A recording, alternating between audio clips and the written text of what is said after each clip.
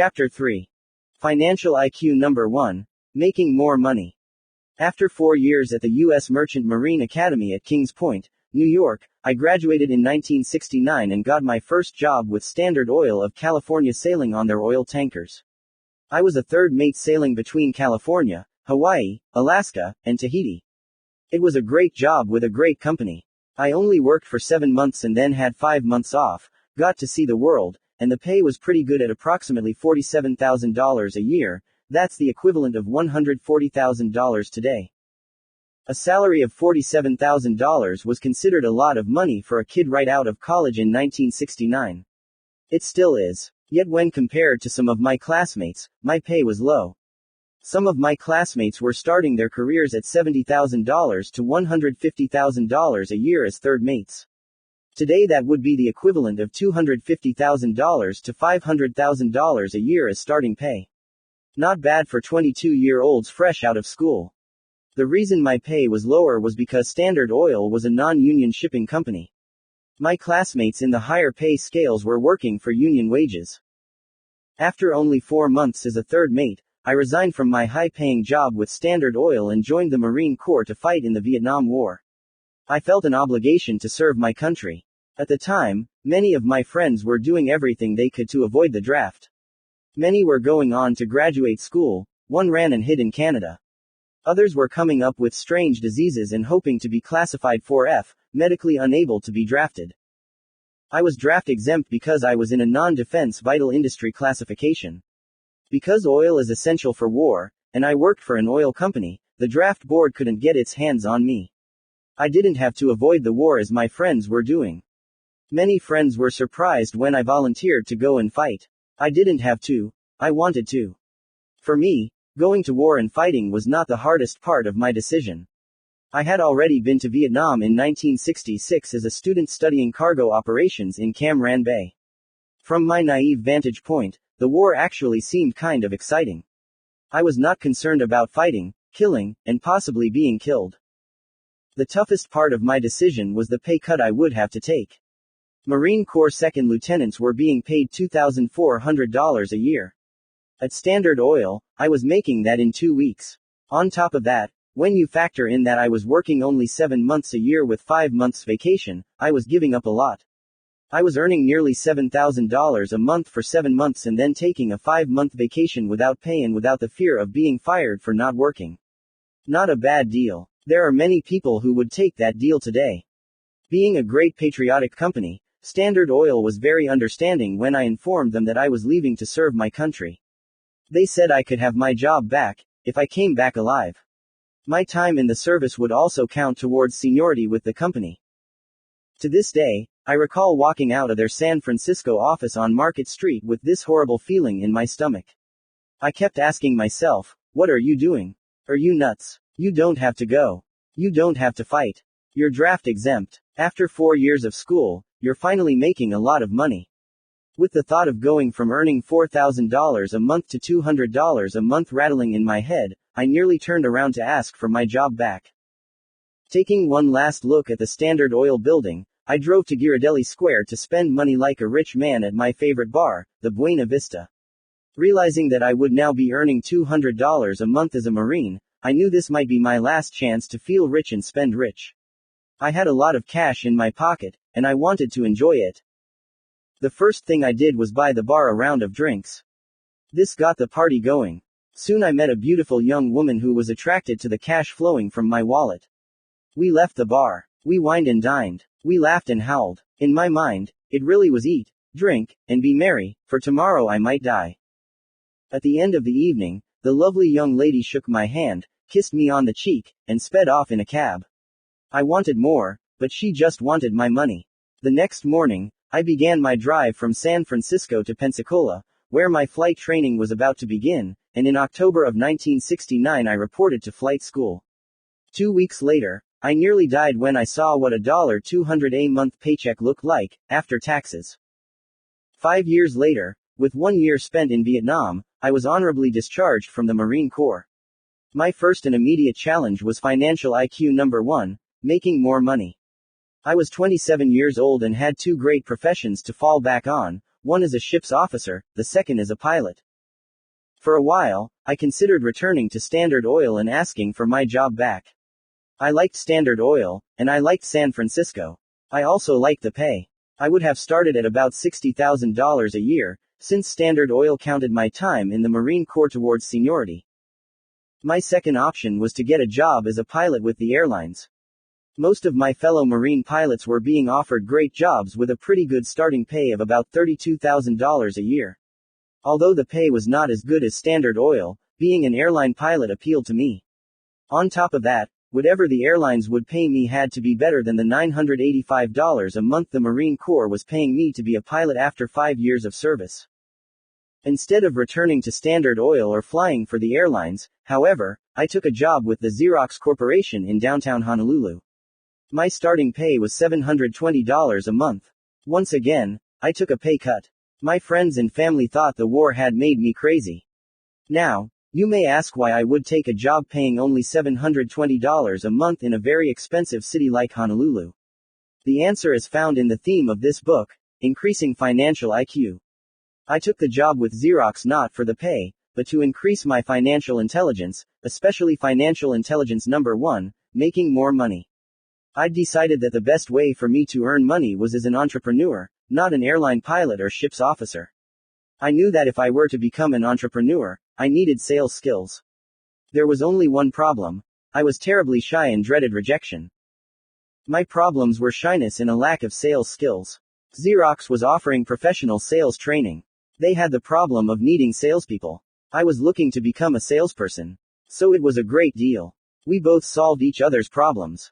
Soon after I was hired, the company flew me to their corporate training headquarters in Leesburg, Virginia. My sales training officially began. The 4 years I spent working for Xerox, from 1974 to 1978, were very hard. For the first 2 years I was almost fired a number of times because I couldn't sell. Not only was I not selling and in danger of losing my job, but I was also not making any money. But I had a goal to become the top salesman in the Honolulu branch, and I faced my challenges with determination.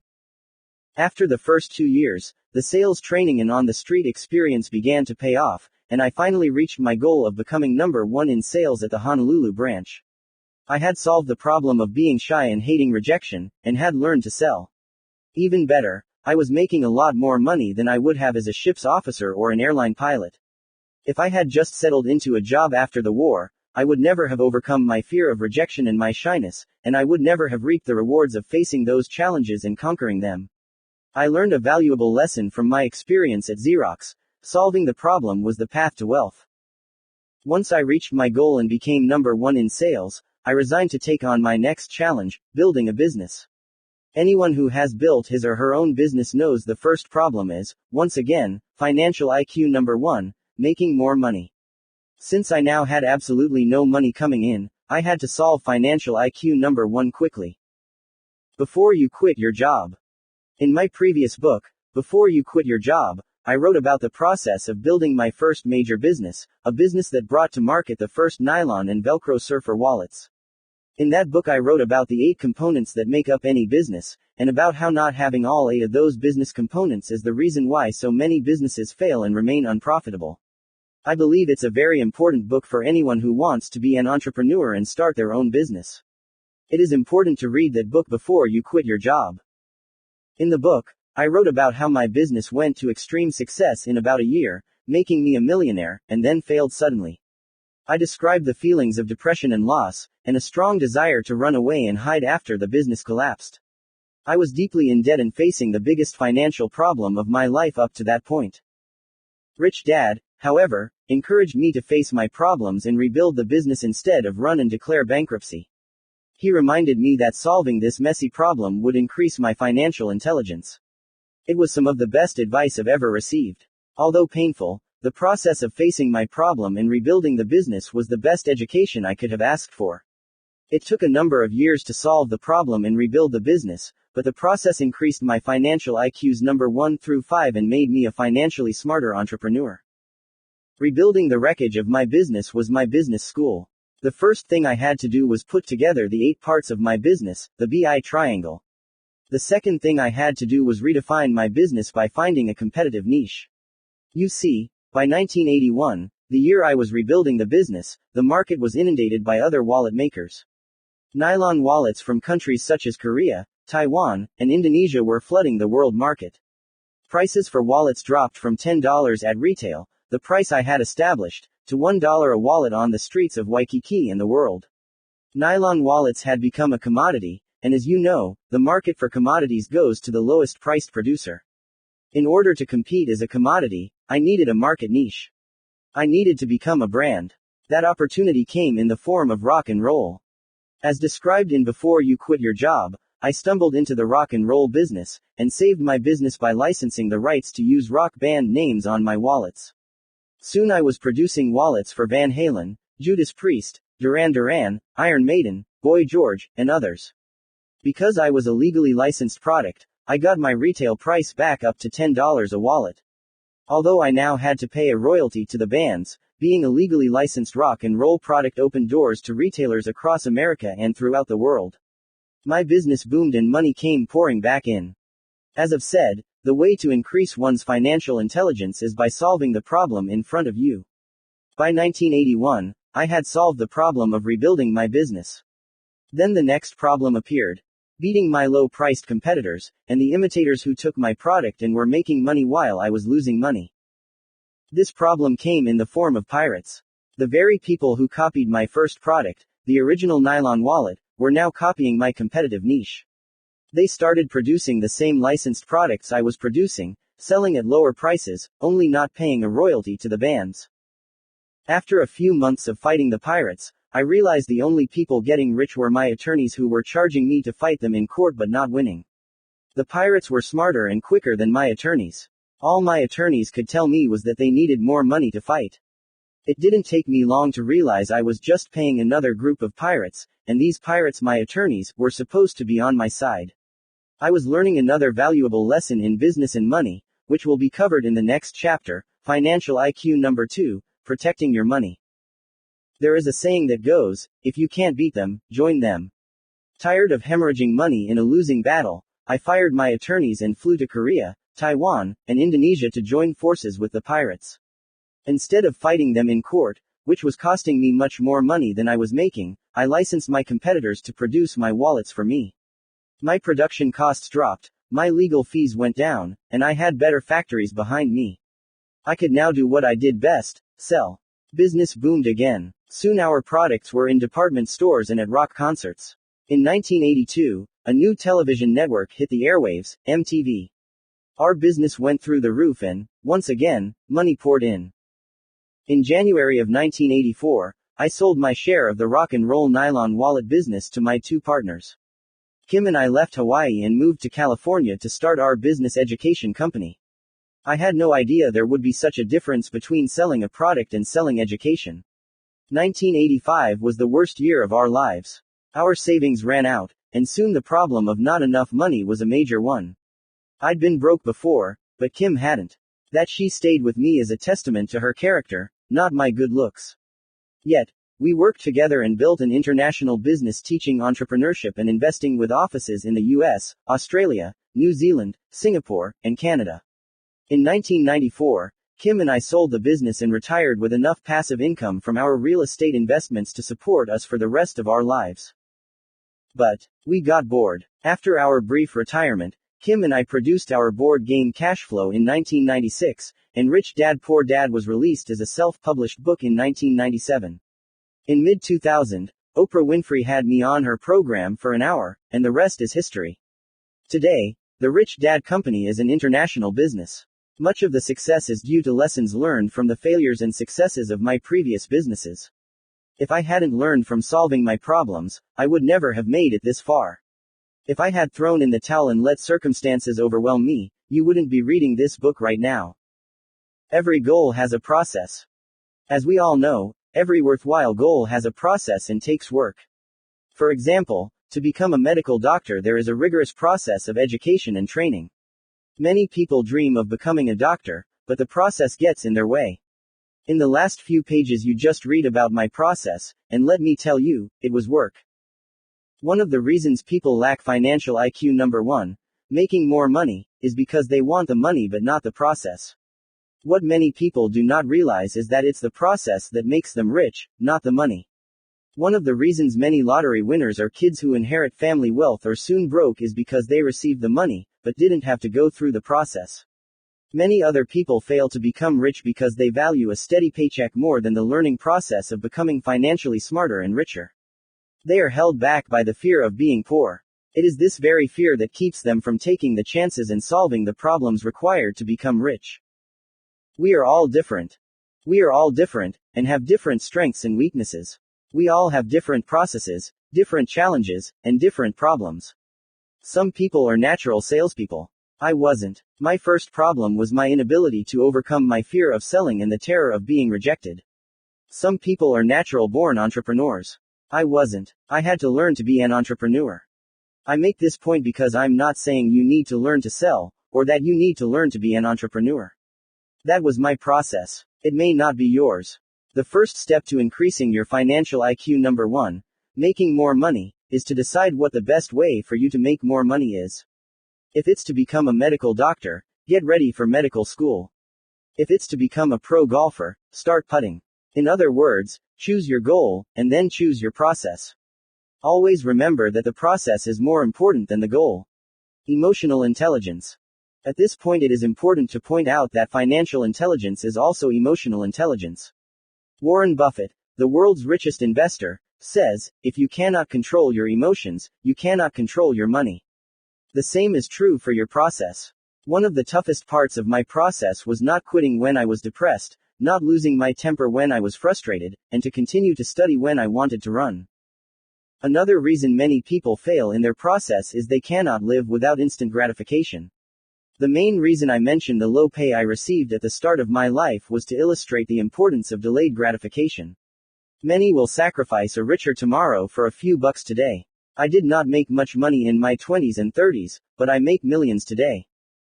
Controlling the highs and lows of my emotions, and delaying short-term gratification, was essential in developing my financial intelligence. In other words, emotional intelligence is essential to financial intelligence. In fact, I would say that when it comes to money, emotional intelligence is the most important intelligence of all. It is more important than academic or professional intelligence. For example, many people fail to chase after their dreams because of fear. If they start, they quit when they fail, and then they blame others when they should be taking responsibility for their failures. Quitters rarely win. There is a young man who worked for me a few years ago. He was very bright, charming, had his MBA, and earned a lot of money. In his spare time, he and his wife tried many business ventures. They tried real estate, and failed. They bought her a small franchise, and failed. Then they bought a nursing home, and nearly lost everything when patients died unexpectedly. Today, both are back at work with high-paying jobs, but an unsettling feeling of inadequacy. The reason I mention this young couple is because they failed to learn. They let the learning process beat them. When the going got tough, they quit. While it's commendable that they tried new ventures, they stopped when their problems seemed too big to be solved. They failed to push through their failure and learn from their mistakes. They failed to realize that the process, not the money, made them rich. One of the toughest lessons I had to learn from my rich dad was to stick with the process until I won. When I ran into trouble at Xerox because I could not sell, I wanted to quit. Because I could not sell, I was not making money. In fact, it was costing me more to live in Honolulu than I was earning. Rich Dad said, "You can quit when you win, but never quit because you're losing." Not until 1978, after becoming the #1 salesperson for Xerox, did I quit. The process had made me richer, both mentally and financially. By overcoming my problem of not being able to sell, I was able to overcome my problem of not making money. While working at Xerox, I started my nylon wallet business in my spare time. In 1978, I went full-time into my wallet business. The business took off, and then failed. Again, I wanted to quit, and again, Rich Dad reminded me that the process is more important than the goal. Many times he reminded me, while I was deeply in debt, without much money, that if and when I solved this problem, I would never need money again. I would know how to build a business, and I would be a little more financially intelligent. But first I had to solve the problem in front of me. Too much money. At the start of this book, I wrote that there are two kinds of money problems. One problem is not enough money, and the other is too much money. In 1974, as I was leaving the Marine Corps, I had to make up my mind which problem I wanted. If I wanted the problem of not enough money, I would take either the job with Standard Oil or the airlines. If I wanted the problem of too much money, I would take the job with Xerox, even if it paid the least. As you know, I took the problem of too much money. I wanted an education, not just money. I chose Xerox because I knew I could be a ship's officer, and I knew I could be a pilot. I didn't know if I could be an entrepreneur. I knew I could fail. I also knew I would learn the most if I faced the risk of failing. If I let fear of failure, of being poor, win, I wouldn't ever have gotten off the ground. One of the reasons people do not increase financial IQ number 1 is because they stick with what they know. Instead of taking on a new challenge and learning, they play it safe. Now, this doesn't mean you should do stupid and risky things. There are many things we could do but choose not to. For example, I could have chosen to climb Mount Everest. Or I could have signed up for NASA's astronaut program. Or I could have entered politics and run for public office. My point is that I chose my next challenge carefully, not haphazardly. I asked myself, what will my life be like if I take on this challenge and succeed? It's the same question I ask you to ask yourself. Helen Keller, the subject of the great movie The Miracle Worker, once said, life is a daring adventure. Or nothing. I agree. In my opinion, one way to increase your financial intelligence number 1 is to look at life as a learning adventure. For too many people, life is about playing it safe, doing the right things, and choosing job security over life. Your life does not have to be risky or dangerous. Life is about learning, and learning is about adventure. That is why I didn't go back to sailing ships or flying planes, even though I loved both professions. It was time for a new adventure. Intelligence is not about memorizing old answers and avoiding mistakes. Behavior our school system defines as intelligent. True intelligence is about learning to solve problems in order to qualify to solve bigger problems. True intelligence is about the joy of learning rather than the fear of failing. Making more money. Putting the financial statement and the cash flow quadrant diagrams together, you may get a clearer picture about your choices for financial IQ number 1, making more money. What this diagram explains is that E's and S's work for money. They work for a steady paycheck, for a commission, or by the hour. B's and I's work for assets that produce either cash flow or capital appreciation. One of the reasons I make more money than my classmates who sailed ships or flew planes is because they worked for paychecks. I on the other hand wanted to build assets as an entrepreneur and acquire assets as an investor. In other words, E's and S's focus on the income column of the financial statement, and B's and I's focus on the asset column.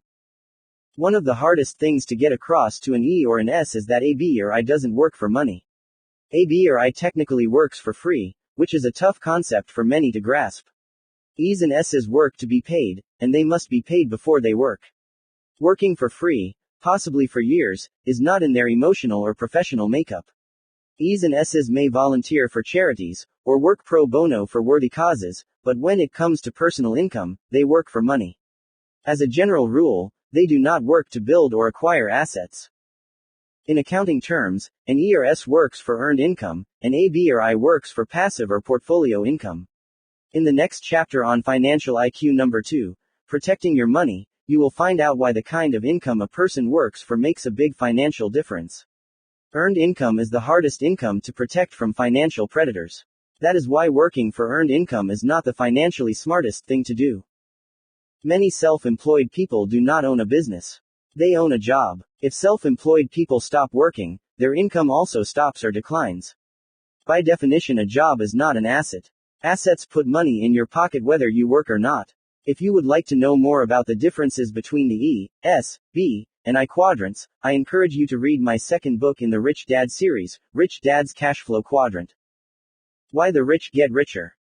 Looking at the diagram below, it is easy to understand why the rich get richer. One of the reasons the poor and middle class struggle is that they work for money and a steady paycheck. The problem with working for money is you have to work harder, longer, or charge more to make more money. The problem with physically working harder and longer is that we all have a finite amount of time and energy. One of the reasons why the rich get richer is that every year they work to build or acquire more assets. Adding more assets does not require working harder or longer. In fact, The higher a person's financial IQ, the less he or she works while acquiring more and better quality assets. You see, assets work for the rich by producing passive income. Every year, Kim and I set goals as to how many new assets we want. We do not set goals to make more money. When Kim first started investing in real estate, in 1989, she had a goal of 20 residential properties in 10 years. At the time, it seemed like a major task. She started with a 2-bedroom, 1-bath house in Portland, Oregon. 18 months, not 10 years, later she blew past her goal of 20 properties. After she reached her goal, she sold the units, taking capital gains of over $1 million, and upgraded for bigger and better units in Phoenix, Arizona, tax-free. In 2007, her personal goal is to add an additional 500 rental units to her portfolio. She already has over 1,000 units paying her passive income, the least taxed income, every month. She makes more money than most men, and she has accomplished all of this as an entrepreneur in the I quadrant. My focus is to increase my cash flow from business assets and commodities. I invest heavily in oil, gold, and silver companies. As an educational entrepreneur, each time I write a book I receive income for years in the form of royalties from approximately 50 publishers in different parts of the world. I'm also adding a franchise system of distribution to the business. I learned from my rock and roll business that it is better to be the licensor than to be the licensee. Although I love real estate, I enjoy entrepreneurship in the B quadrant a lot more. I do not write about this to brag. In fact, I hesitate to disclose our wealth and how we made it. There are people who resent those who make a lot of money. As you will find out in the next chapter on financial predators, it's dangerous to let people know you are rich. One big reason why I risk disclosing what we do and make is because Kim and I are committed to your financial education and increasing your financial IQ. A massive problem with financial education is that most of the people selling or sharing financial education come from the E and S quadrants. They are employees or self-employed people. Most are not really rich.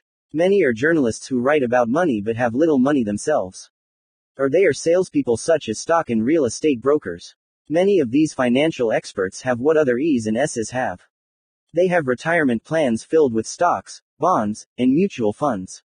Many are counting on the stock market for financial survival and will be wiped out if there is a massive market crash during their retirement. Many will struggle if the US dollar continues to decline in purchasing power and inflation takes off. In short, many financial experts handing out financial advice do not know if their retirement plans will work. If they did, many would have retired. Kim and I know our retirement plan works. We know because passive income pours in every month from our assets. We are not putting money in savings, bonds, or mutual funds for the future. If we are wiped out, which is always possible, our real asset will be our financial IQ. We can rebuild again because we focused more on learning rather than earning. We learn to manage our own money, rather than turn our money over to an ERS. As Rich Dad said, just because you invest or are self-employed, does not mean you are an investor or a business owner. In summary, the secret to making more money is found in the following diagram. In order to grow wealthy, you must come to terms with the fact that problems will never go away. Each time you find a solution to a problem, a new one will pop up. The key is to realize that the process of solving those problems makes you rich. And once you start solving not only your own problems, but others as well, then the sky is the limit. People will pay money for you to solve their problems. For example, I will pay money to my doctor to keep me healthy. I pay money to my housekeeper to keep my house tidy. I shop at my local supermarket because my problem is hunger and starvation if I don't eat. I pay the person who runs a local restaurant for providing great food and a great dining experience. I pay taxes to public servants to provide a well-run government. I put money in the offering plate at church to support my spiritual guidance and education. Kim makes a lot of money because she solves a big problem, the problem of quality housing at an affordable price. The more she works to solve that problem, the more money she makes. I work hard to solve the problem of the need for financial education. Simply put, there are trillions of ways to make more money because there are trillions of, if not infinite, problems to solve. The question is, which problems do you want to solve? The more problems you solve, the richer you will become. Many people want to get paid for doing nothing, and are unwilling to solve any problems. Or they want to be paid more than the problem they are solving is worth. One of the reasons I did not join a union shipping company is because I am a capitalist, not a laborer. In fact, one of the reasons there are fewer U.S. ships today is because it costs too much money to operate a U.S. merchant ship. And that is one reason why most cargo and passenger ships in U.S. ports are not manned with U.S. citizens. The high cost of operating a U.S. ship is why so many graduates of my school, Kings Point, cannot find jobs when they graduate today. This is the problem of wanting to be paid more and doing less. My poor dad was a union man. In fact, he was the head of the Teachers Union of Hawaii. I understand his point of view that teachers had more power as a collective group. Without a union, teachers would be paid even less and have fewer benefits. Without a teachers' union, education would suffer more than it suffers today. My rich dad was a capitalist. Capitalists believe in producing a better product for a better price. If you cannot deliver a better product at a better price to more people, then the market will punish you. In other words, a capitalist gets paid to solve problems, not create problems, unless you make puzzles. Many think of capitalists as pigs. And many are greedy pigs. Yet there are capitalists who do a lot of good, such as provide health care, food, transportation, energy, and communications to the world. As a capitalist who does my best to make the world a better place, my problem is with people who want to be paid for doing nothing or paid more to do less. In my opinion, a person who wants to be paid more and do less, or nothing, is also a greedy pig. Those who want to be paid more for doing less will find life harder as the world changes. For example, labor unions that demand higher wages and benefits for less work are the major reason why jobs move overseas. Today in America, a unionized auto worker is paid about $75 an hour, including benefits. In China, the same auto worker is paid about 75 cents an hour. As I write, Chrysler has signed a deal with China's Chery Motors to produce cars there. Price: less than $2,500 a car. That is about the same price as health insurance costs add to every American car. A true capitalist is simply someone who recognizes a problem and creates a product or service to address that problem. You can charge a higher price if your product or service has a higher perceived value, but there needs to be added value. For example, I charge more money for my books and games because to some people there is more perceived educational value in them. For many other people, my books and games are not worth the price. Many do not value my brand of financial education because my brand of financial education does not solve their financial problem. Many people do not believe the rules of money changed in 1971 and 1974, and want to believe that they can keep working hard, saving money, investing in mutual funds, and expecting more pay for less work. For their sake and their family's financial future, I hope those beliefs and actions solve their financial problems. For your sake, I hope you do not believe that. I have a hunch that you don't, since you are reading this book and actively increasing your financial intelligence by doing so. Begin now to think about what problems you need to solve, engage those problems head on, and the money will follow. And once you have that money, you're going to need to use every ounce of your financial intelligence to protect it. That's what the next chapter is all about, Financial IQ number 2, protecting your money.